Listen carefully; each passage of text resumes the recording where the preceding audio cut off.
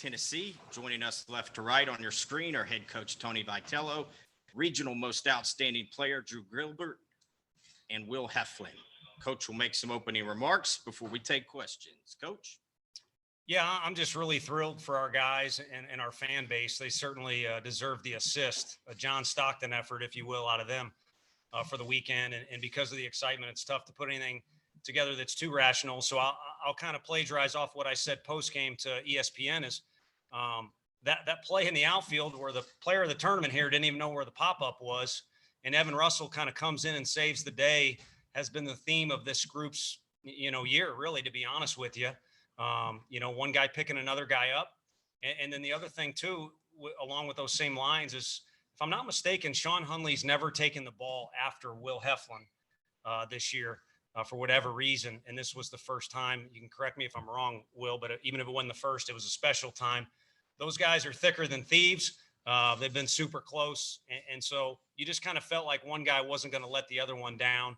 And, of course, it all started with Will Heflin, who I think mistakenly felt he let us down last Sunday in the SEC championship game, when in reality he was phenomenal for us then, and he was just as outstanding tonight. He's been here again through thick and thin of the program and has seen it through. So a special deal, and rambling on, but a lot of emotions were built into this week. Don't make fun of me, but I was a soccer guy growing up, and the World Cup, when you got in the toughest group, they called it the group of death. And a lot of people thought this was the regional of death because of the talent, how tough it was. And those teams are tough, but our team is incredibly tough. And they showed that this weekend. So it was a pleasure to watch them do it.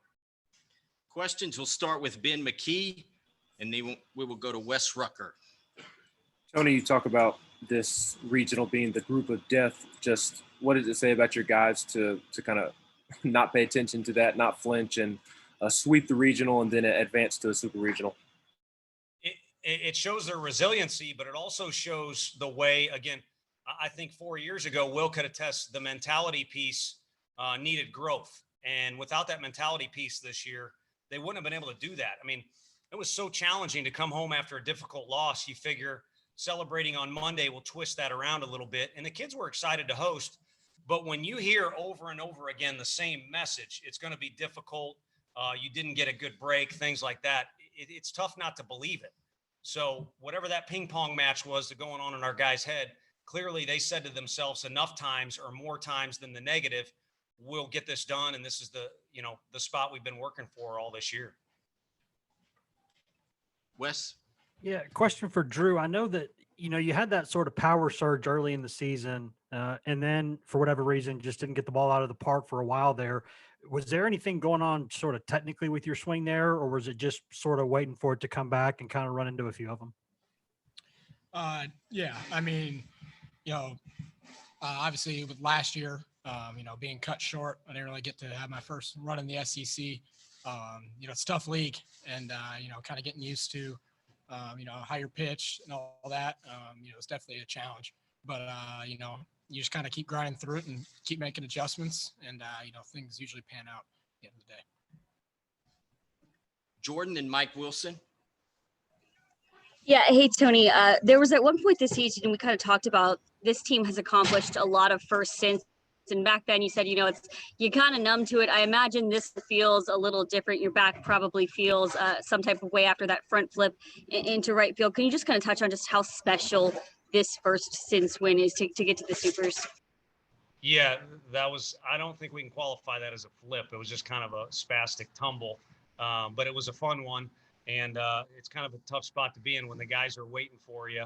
But a few of them got their first licks in, a few cheap shots, if you will, in that deal. And that exhilaration is the best I can do to describe it. I really made sure I took a moment after the last out to watch our guys. And, our whole coaching staff has been in this position before. And that doesn't mean it's not any sweeter, but just really happy for these guys that they got a taste of it. I mean, when we came back from Chapel Hill, the exact words from Will Heflin were basically, I can't believe we were missing out on that my whole career. I had a blast. It was his first regional he experienced. And those kids were dying to get a second go of the SEC tournament and a regional because they didn't feel like they performed the best they could in 2019. And then also they just enjoyed it so much. And then you throw in the pandemic and you got to wait extra time. So I'm willing to bet Will Heflin will say it was well worth the wait. And better this time. Mike, Tony, I'm curious, over the last 4 seasons here, what have maybe been the hardest parts or the most challenging parts of building this to get where you are now, and how much sweeter do those things then make the going in the crowd and celebrating with fans and the spastic tumble situation? You weren't supposed to agree with me on that deal, but I see where you're coming from. I think the mindset thing, I think the belief, again, to quote another Vol great, Nico Masha, kind of off to the side said they don't really feel like they belong in the SEC, like they don't fit in with the other teams. And the former staff, in my opinion, did a really good job of kind of digging the Vols out of a hole, and they recruited some good players. And there's no reason they shouldn't feel like they can compete in our league. So that mindset thing has been a constant grind. And when Jordan mentioned all the firsts, when you are kind of knocking down walls and changing some things, your mindset has to go along with it. And along that way, you kind of learn some lessons like, hey, that didn't work out too well. Or maybe we can't celebrate like madmen, in the middle of a series until the job is done. So that piece is taken a lot. And I can tell you recruiting is important because it's a lot easier to recruit it than it is to coach it. Troy, then Joe. Will, you left Chapel Hill in 2019 thinking it was your last college baseball game and that defeat to North Carolina. I guess, what does a day like today mean to you to be on the mound on the day where y'all win this thing? Yeah, so I kind of got deja vu right now because I was sitting next to him when we got beat in that one, and I'm looking at this post game and I'm like, winner, winner, winner, winner, winner, winner. And you can look at everybody who has been a part of this team and look back on a moment where maybe they were the hero or they kind of carried some of the load. And so for me to get the ball today, I knew it was going to go well. Like, there was no doubt. I mean, how could it not? Being around these guys, playing for this guy, working as hard as we do year round, and all the circumstances that have come along with it. It was just, it was awesome.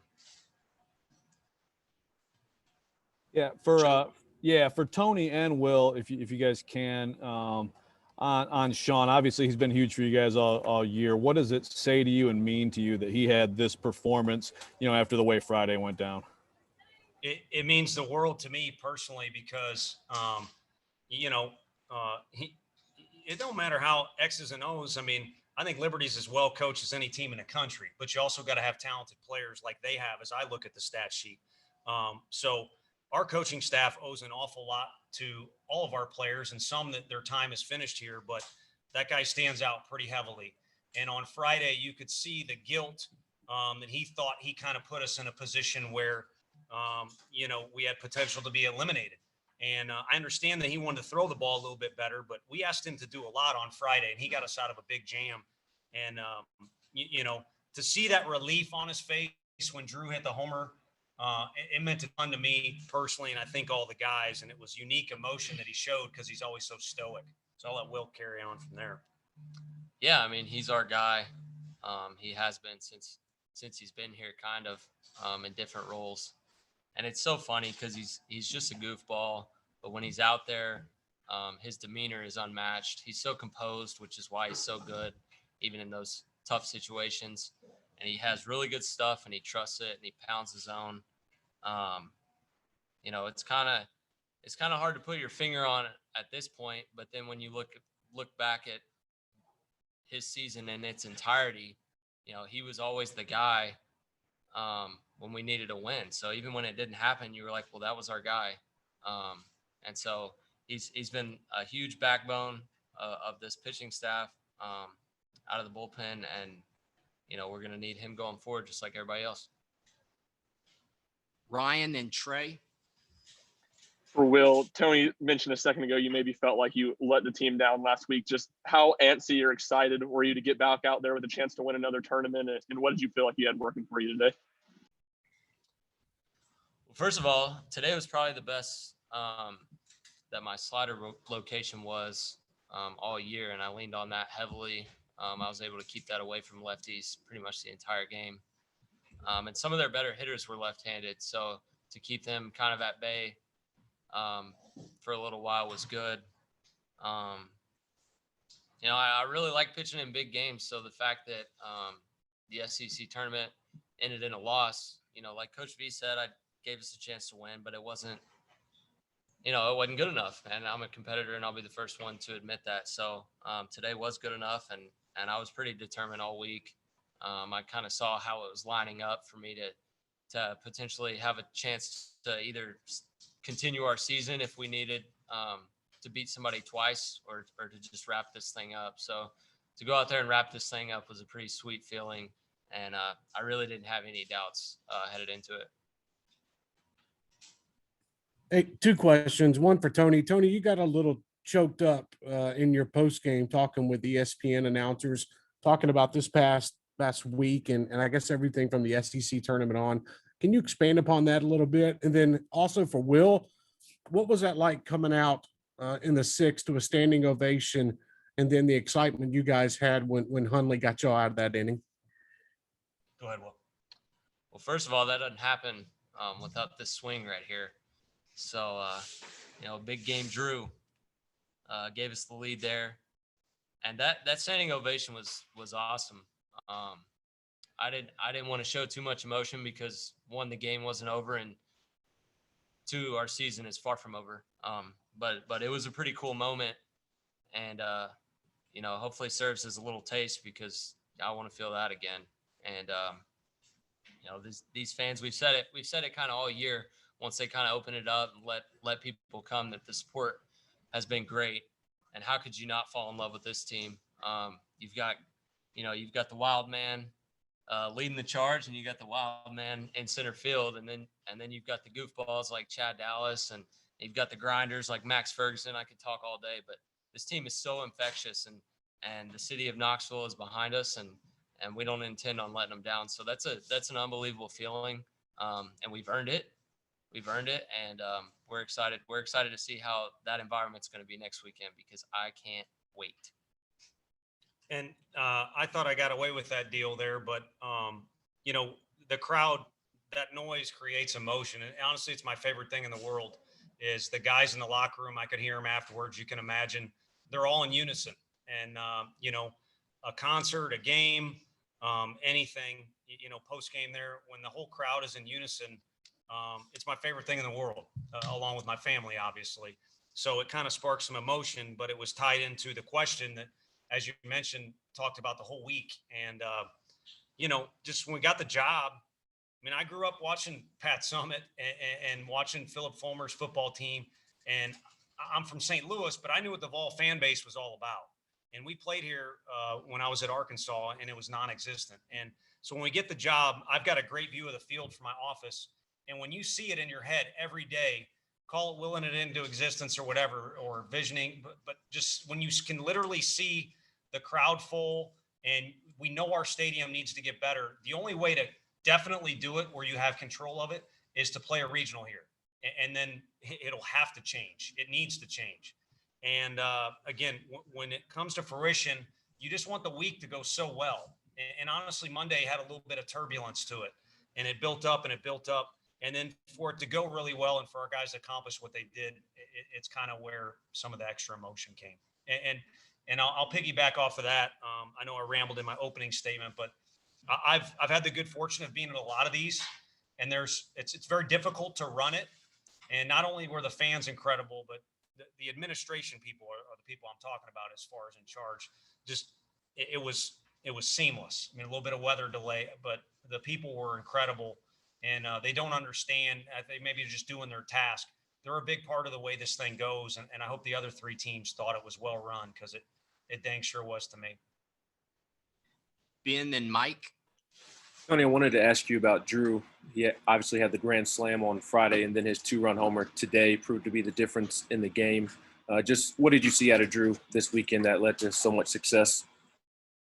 Just determination that was not obstructed in any way, shape, or form, which is difficult when, I think there's a lot of passion from all of our guys, even Sean Hundley. Like I said, he doesn't always show it, but The key though is passion versus emotion.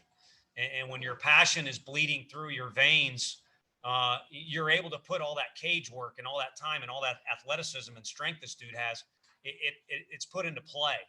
And when you obstruct that with emotion that's running wild, which I rather have guys that the fire's burning too bright and you got to tame it than instead of trying to light it. But with that, it's going to come times where that emotion kind of spills over and it obstructs you from being the person you are. And that's happened with a lot of our guys this year.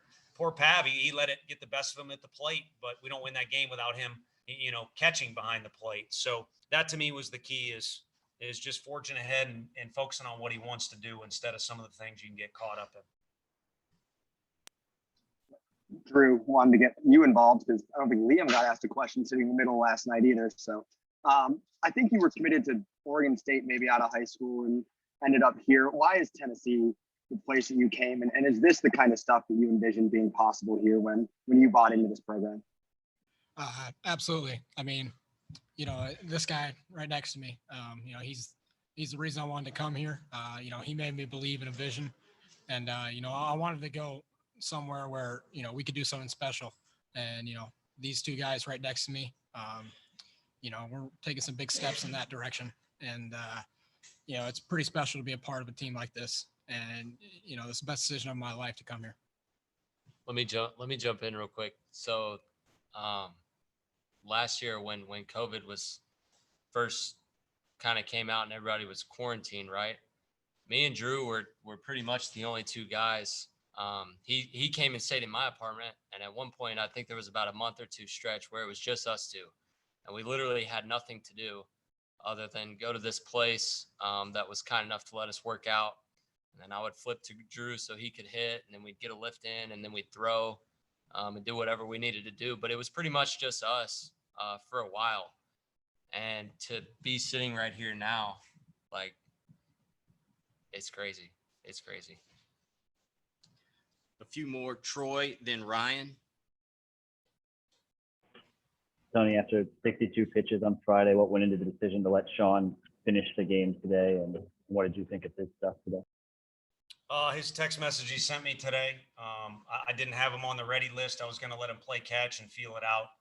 And I know it's tough I'm attached to my phone too much. So I think you can interpret texts sometimes inaccurately, but I've gotten better at it. And it was not only I'm available, but I want the ball. And so it was a no-brainer that he was going to follow his mate. And I kind of mentioned that deal in the locker room that, these two are pretty close, and I can envision this guy handing the ball off to him, and those two combined will get us to the spot we need to be. And it worked out the right way because of, Sean just kind of forged ahead. Their guy did too. Ellard, he threw as well on Friday, and that guy was a maniac out there. Our guys didn't really get to him. They just kind of, grinded through some stuff, and we had some success. So when it comes this time of year, it is a good time of year to ride your horses. And it is a good time of the year for the guys to kind of suck it up and go do what they're capable of doing. So he was phenomenal tonight. Had a little bit of adversity a couple times, but no better guy at handling that stuff. Will, if I'm not mistaken, when you were talking to us 2 years ago in North Carolina, you didn't know if you were going to come back for another season. To come back, have the injury you had, and be so close to being back last year when COVID hit, just what's the waiting been like, and how much sweeter does it make this moment? Yeah, it's been worth it, 100%. There's no other way to put that. And part of the reason I never gave the ball to Hundley this year was because he would always come in on Friday because we would have the lead, and he would just finish that thing out. So just had to get that in there. But it's hard to put into words. And I don't want to get too reminiscent because, like I've said several times, it's not over. But it's been absolutely worth it, and it hadn't always been easy. But it's been a whole lot of fun, a whole lot of grit, a whole lot of sweat, and I'm just really excited for next weekend. Last two questions, Wes, then Trey. Yeah, Tony, I know that when you're playing or coaching in a weekend where balls are flying out of the yard left and right and anything could change in a second. I'm sure everything's sort of laser focused on the moment. But you talked about sort of looking at your office and looking out onto the field and thinking of what the place could be. Do you ever at any point during the weekend catch yourself thinking, if they could stack those porches there, sort of fill this in the left side, just sort of what kind of make the place a cauldron, like what's possible at a place like this? There's gaps to be filled. I think there's gaps to be filled for next weekend. It may cost money or some construction, but there's spots. And I got a lot of text messages from people that aren't, and no offense to anyone, not just your average fan, but former players here. And I don't know, they were going to track the demand, but I think there's more. Because every time someone lays eyes on this group of guys, they kind of fall in love with how they do things, even if we take one on the chin. So I think for the time being, hopefully I'm not getting myself in trouble saying that, but that's where my present mind is. But then in the future, yes, I think, the one thing we have going on is our fan base is incredibly rabid and crazy for the Vols. And then two, we have a quaint park. So I think everybody could possibly surround the whole stadium depending on where you go with stuff, or maybe you stack some things, like you said, the porches, and make it even more electric, which is really fun to envision because this weekend was pretty special. Like I said, John Stockton effort there. You don't even know who John Stockton is. Jazz. That's correct. I was going to let Trey you finish that. I was going to let you finish that one, Tony. But no, thinking about it also, you guys not having to go anywhere, getting to stay at home. How, I know you guys put it in through the whole season to get to this point, but actually how big is that as a head coach, knowing you don't have to pack up, go on the road, change anything that you guys do during the week? How is that going to favor you guys over the next 5 days? It puts you in a great position. The one thing John Wilkerson and I always talk about, though, is circumstances are what you make of them. So earlier today, there was a rain delay, and when that stuff's going on, you could pick sides, who it favors, or, what time of game, all that stuff. But that's all on paper. So what you kind of do internally and what you make of the circumstances is huge. But it certainly puts us in a better position, and it allows us to get into our routines. Max Scherzer, gotta love that group of guys he played with. They're crazy. But that team, we won a regional out on the West Coast, which we had to travel all the way out there, and it was a grind. And then we had to stay out there and play a super regional also on the West Coast. And I think we just ran out of gas. I mean, Max had a no-hitter going in the first game of that super. And I think our guys kind of ran out of gas a little bit. We were out of our element. It's a different, style of baseball and things like that. So the hard work they put in and the amount of wins that they've been able to stack up, not just in the win column, but just throughout the year, different wins, has put them in a favorable position. Thank you very much and congratulations. Thank Thanks, you guys. guys. Go Vols. Thank you, guys.